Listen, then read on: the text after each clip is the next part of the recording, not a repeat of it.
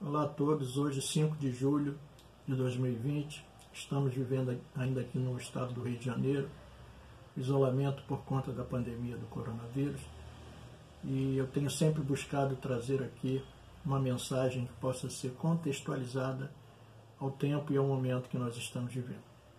E hoje, como base da nossa reflexão, quero trazer aqui um texto escrito por Salomão, que se encontra no capítulo 3 de Eclesiastes, que diz assim: para tudo há uma ocasião certa, há um tempo certo para cada propósito debaixo do céu. Tempo de nascer, tempo de morrer, tempo de plantar e tempo de arrancar o que se plantou. Tempo de matar e tempo de curar, tempo de derrubar e tempo de construir, tempo de chorar e tempo de rir, tempo de plantear e tempo de dançar, tempo de espalhar pedras e tempo de ajuntá-las, tempo de abraçar e tempo de se conter, tempo de procurar e tempo de desistir, tempo de guardar e tempo de jogar fora, tempo de rasgar e tempo de costurar, tempo de calar e tempo de falar, tempo de amar e tempo de odiar, tempo de lutar e tempo de viver em paz. Então Salomão escreve esse livro, e nesse livro ele discorre sobre o sentido da vida e a melhor forma de vivê-la. E nesse capítulo 3, nesses 8 versos aqui que nós lemos, ele fala sobre a questão do tempo. Ele aborda a questão do tempo. E o tempo é um dos bens mais preciosos que Deus deu ao homem, pois nele está contido a existência do homem. Como nós podemos ver no verso 2, que ele diz tempo de nascer e tempo de morrer. Então, no tempo está contida a existência do homem.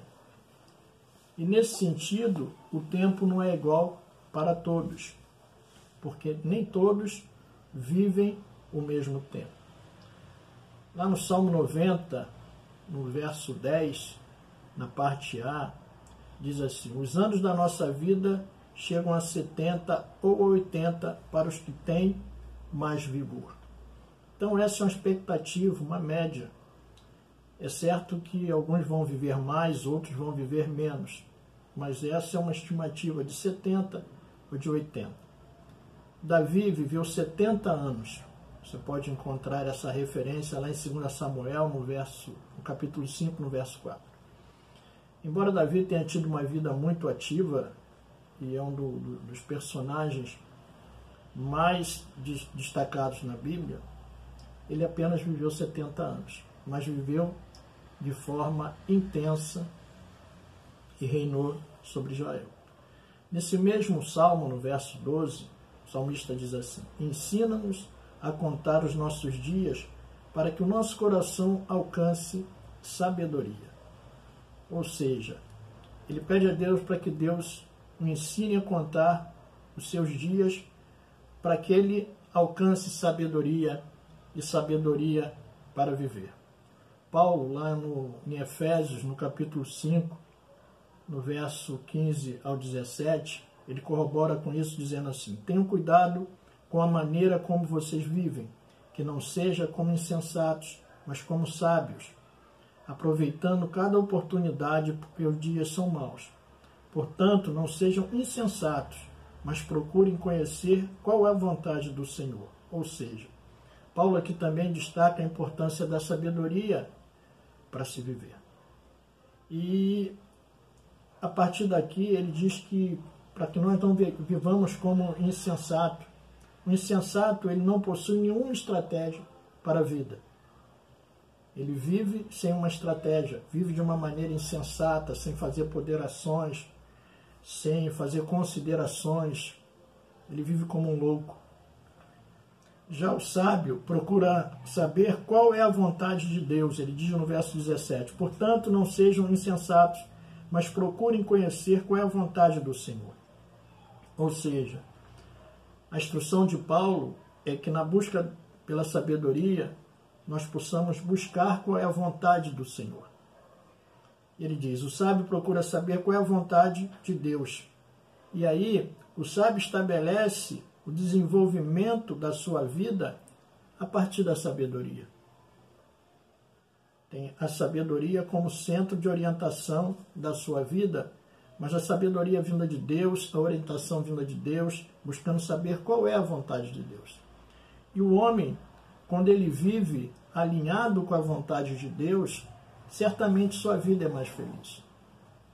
Sua vida tem mais sentido, sua vida é mais feliz. O homem desalinhado da vontade de Deus, ou fora da vontade de Deus, a sua vida não é uma vida boa, certamente. E também não é uma vida que agrada a Deus. Então, a vida que agrada a Deus é aquela que anda em conformidade com a vontade de Deus.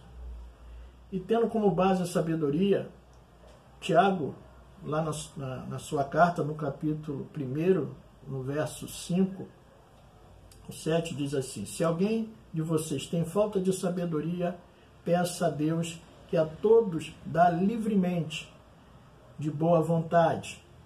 Ele será concedida. Peça, porém, com fé, sem duvidar, pois aquele que duvida é semelhante à onda do mar levada e agitada pelo vento.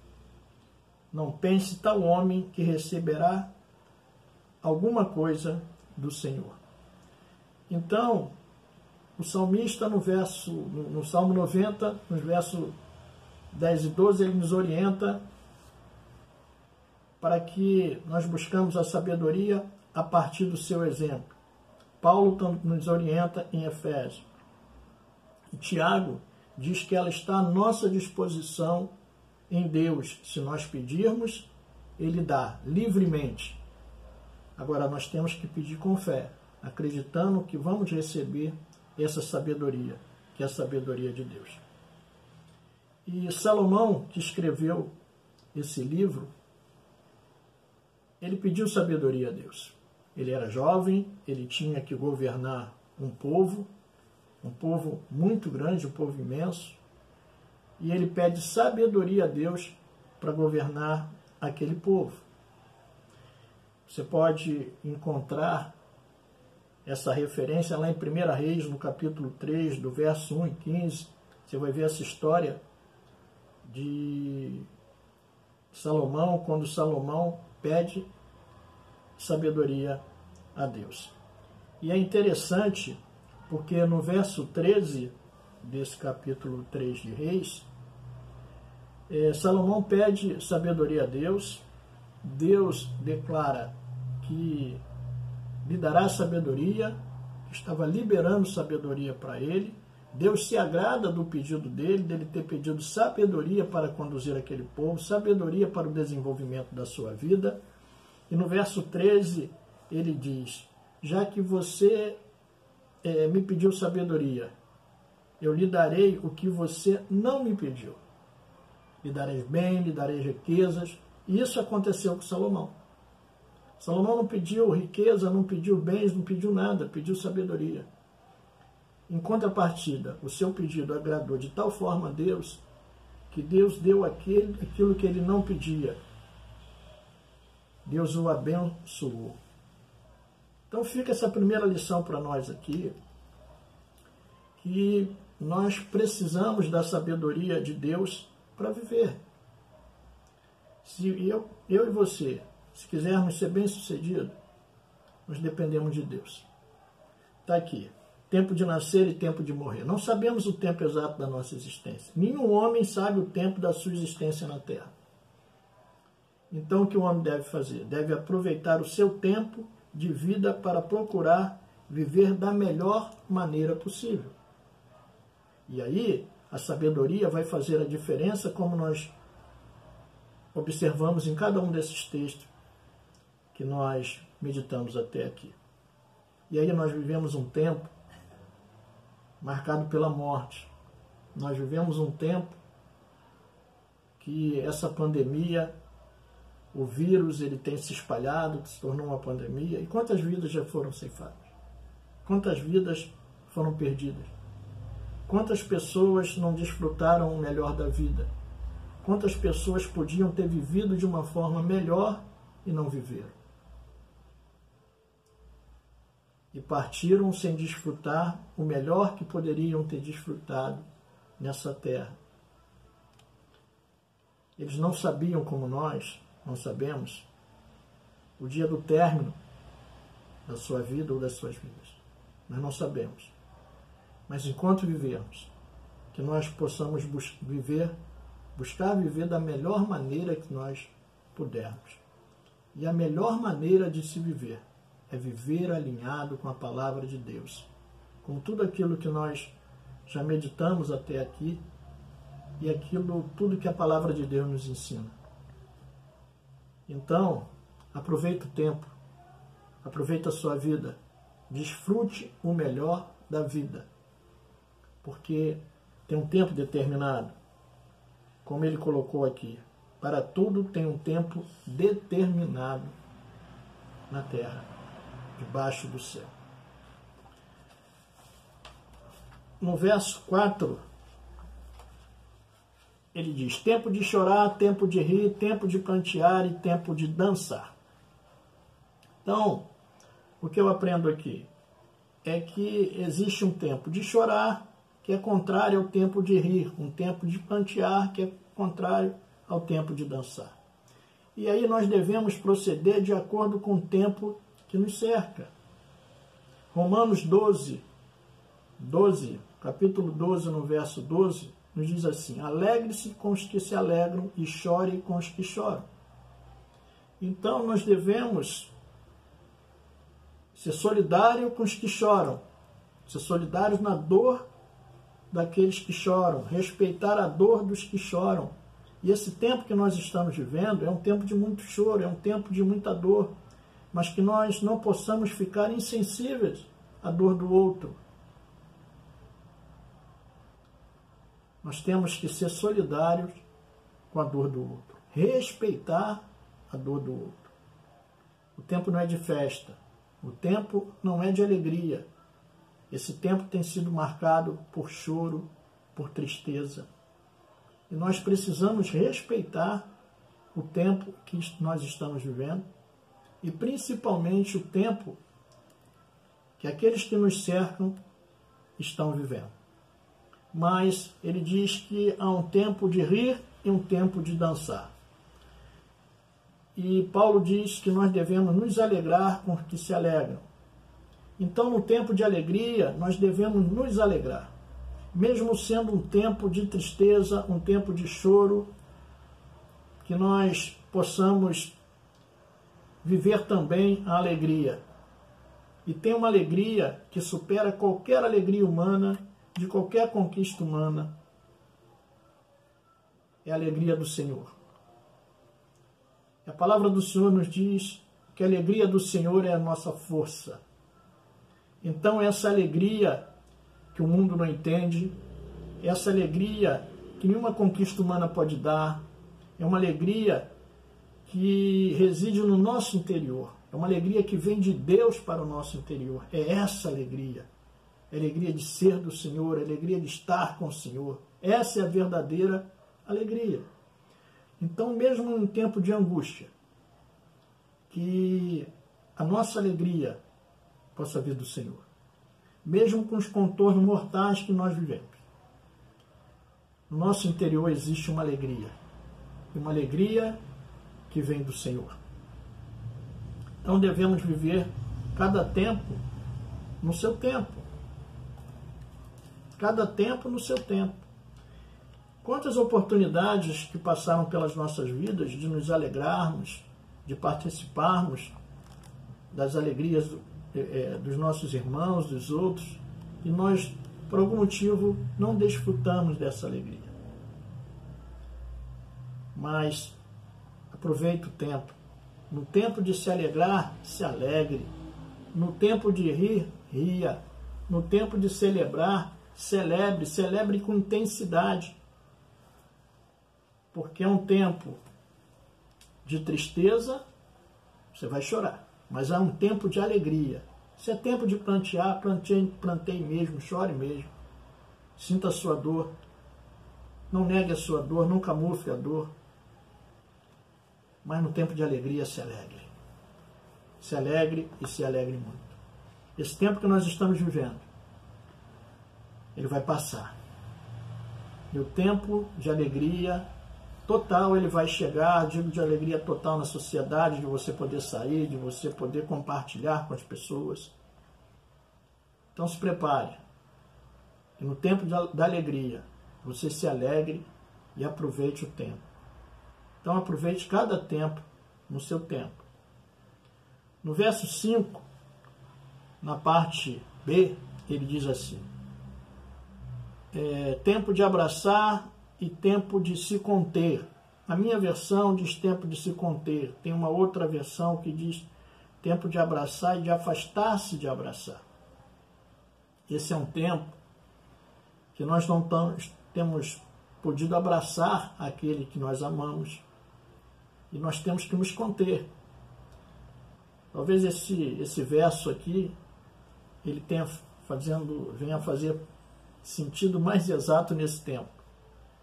Como nós desejamos abraçar, como nós desejamos ser abraçados. Mas esse tempo não é um tempo próprio para abraçar. Por isso que ele diz que é um tempo oportuno. Esse não é o tempo oportuno para se abraçar. E aí nós devemos aceitar e respeitar o tempo determinado. Se esse tempo é um tempo determinado que nós não podemos abraçar, nós não vamos abraçar. Para respeitar um propósito maior.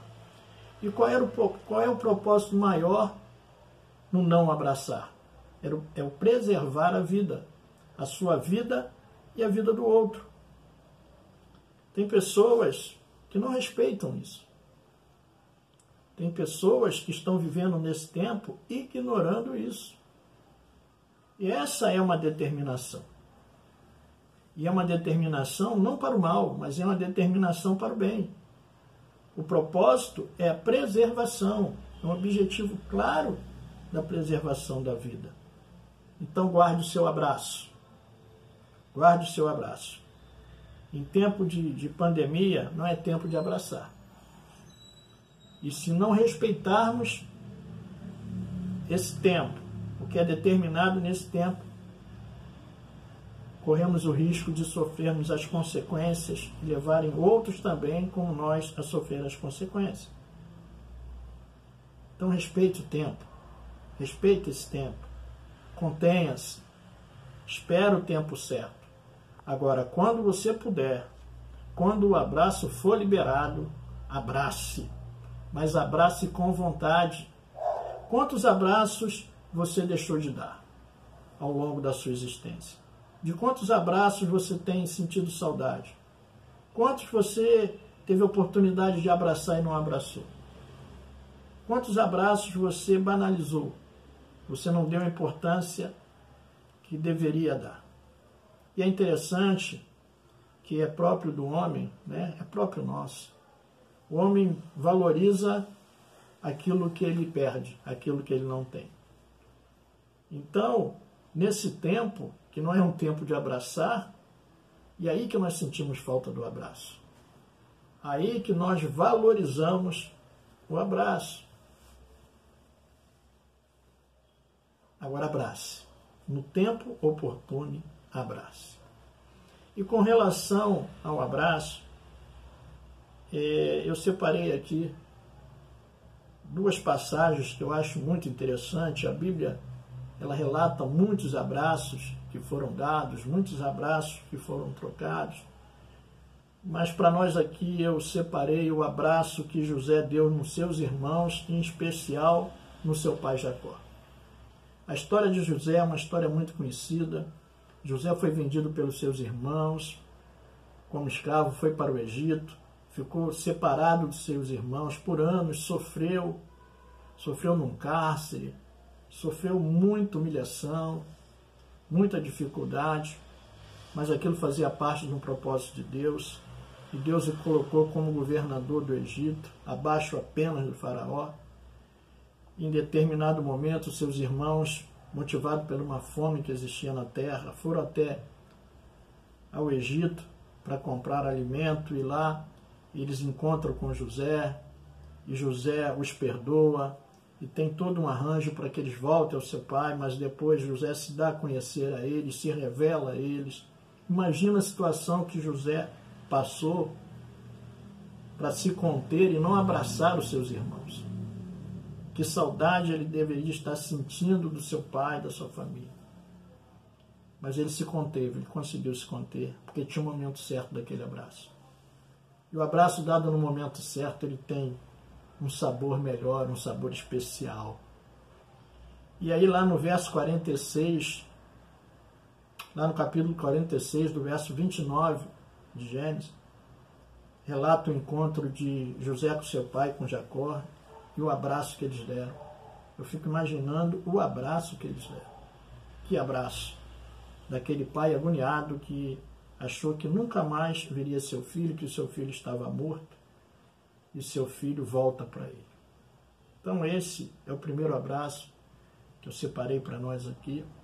E o segundo encontra no Evangelho de Lucas, no capítulo 15, que relata a parábola do filho pródigo.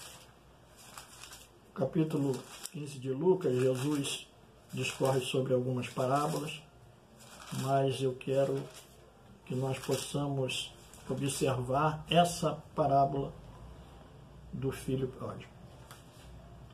E no verso 17, a história conta que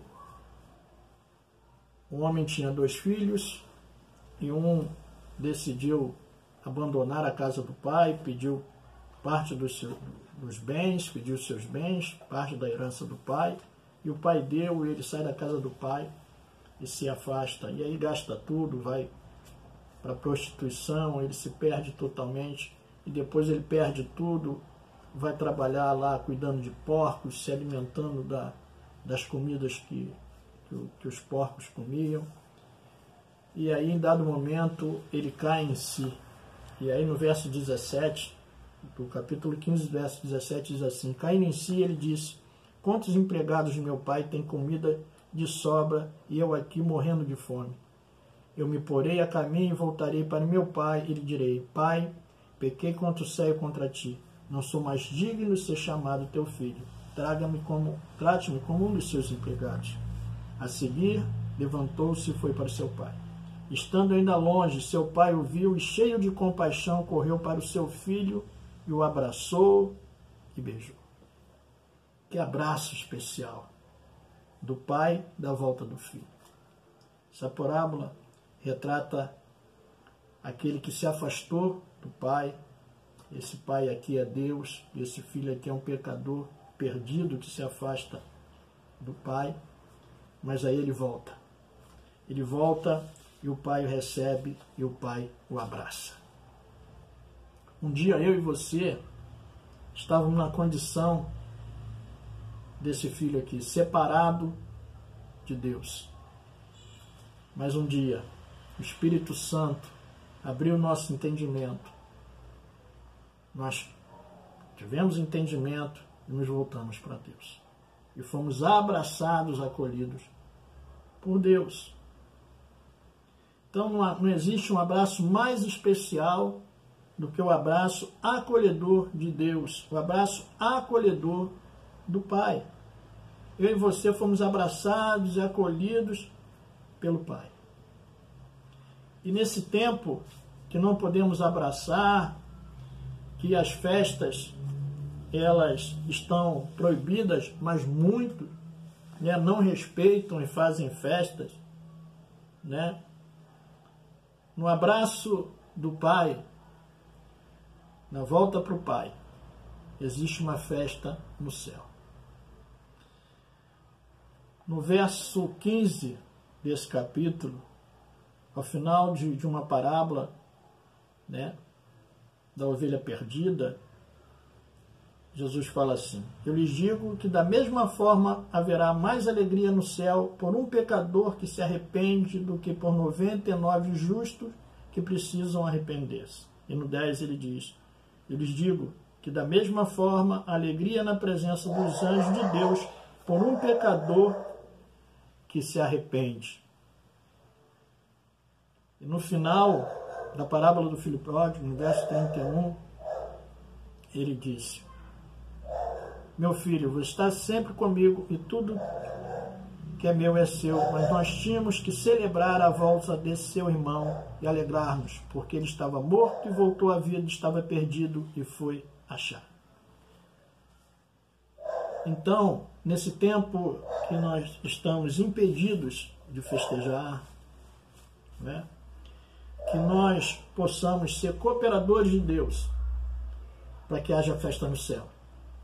Pode ser um tempo de tristeza na terra, mas pela volta de um pecador, pela conversão de um pecador, pela salvação de um pecador, existe festa no céu. Talvez você tenha, nesse período que nós estamos vivendo, nesses meses, buscado comemorar o seu aniversário, não da forma que você queria e você não pôde fazer uma festa. E você ficou impedido de ter uma festa especial para você, pelo seu aniversário. Mas deixa eu dizer uma coisa para você. Você pode ter ficado privado de uma festa comemorativa pelo seu aniversário ou por alguma outra data importante na sua vida. Mas nesse tempo, você não está impedido de ser cooperador com Deus para que haja festa no céu. E que haja festa no céu. Que haja festa no céu. Há um tempo de rir, tempo de dançar, que seja um tempo de festa no céu. E aí, nós vamos ser solidários com os que choram, mas vamos nos alegrar com os que se alegram, principalmente se a alegria dessas pessoas ou dessa casa vierem da festa que está sendo realizada no céu.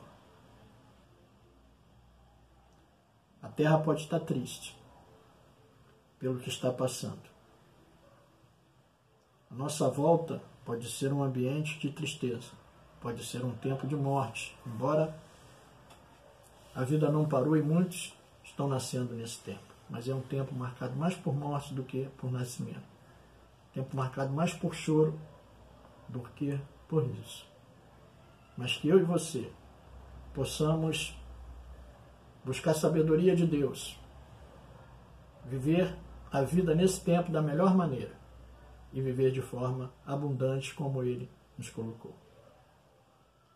Fico com essa palavra, que Deus te abençoe rica e abundantemente, em nome de Jesus.